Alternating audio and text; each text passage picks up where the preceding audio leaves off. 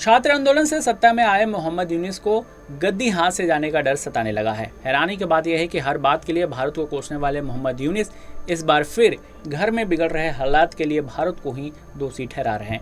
यहाँ तक कि बांग्लादेश के पूर्व प्रधानमंत्री शेख हसीना के मुद्दे को लेकर प्रधानमंत्री नरेंद्र मोदी से हुए बातचीत के आधार पर फिर से भारत पर दोषारोपण कर रहे हैं।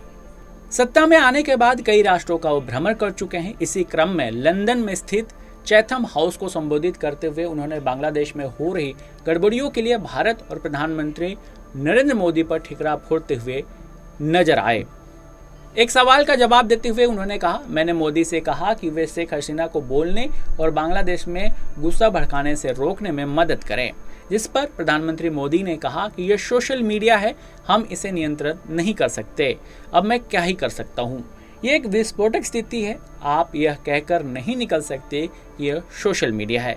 यूनुस के मुताबिक उन्होंने अप्रैल 2025 में बैंकॉक में बिम्स्टेक शिखर मिलन के दौरान प्रधानमंत्री मोदी से अनुरोध किया था। तभी प्रधानमंत्री मोदी ने जवाब दिया था कि सोशल मीडिया को कंट्रोल करना संभव नहीं है। यूनुस का यह बयान ऐसे वक्त आया जब भारत और बांग्लादेश के रिश्ते बहुत खराब हैं।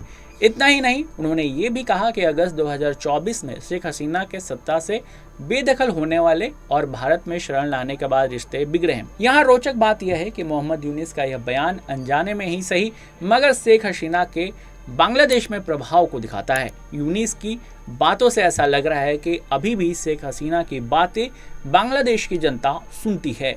यही वजह है कि यूनुस की अंतरिम सरकार के लिए चुनौतियां बढ़ रही हैं। शेख हसीना पर बांग्लादेश में हिंसक विरोध प्रदर्शन के दौरान सैकड़ों लोगों की हत्या का आरोप है। मोहम्मद यूनुस की सरकार ने लगातार शेख हसीना के प्रत्यार्पण की मांग की है।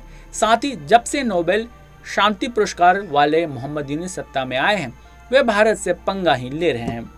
उनके राज्य में बांग्लादेश में हिंदुओं पर खूब अत्याचार हुए, देश में अल्पसंख्यकों पर हमले हुए, उनके घरों को लूटा गया, उन पर अत्याचार हुआ, खासकर हिंदुओं को चुन चुन कर मारा गया, उनके घरों को जलाया गया और हिंदू महिलाओं के साथ अत्याचार हुए।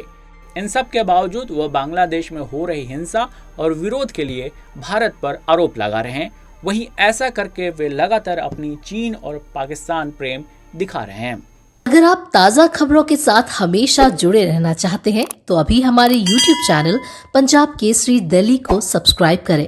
साथ ही Facebook और Instagram पर भी हमें फॉलो करना ना भूलें। आपका समर्थन ही हमारी ताकत है। धन्यवाद।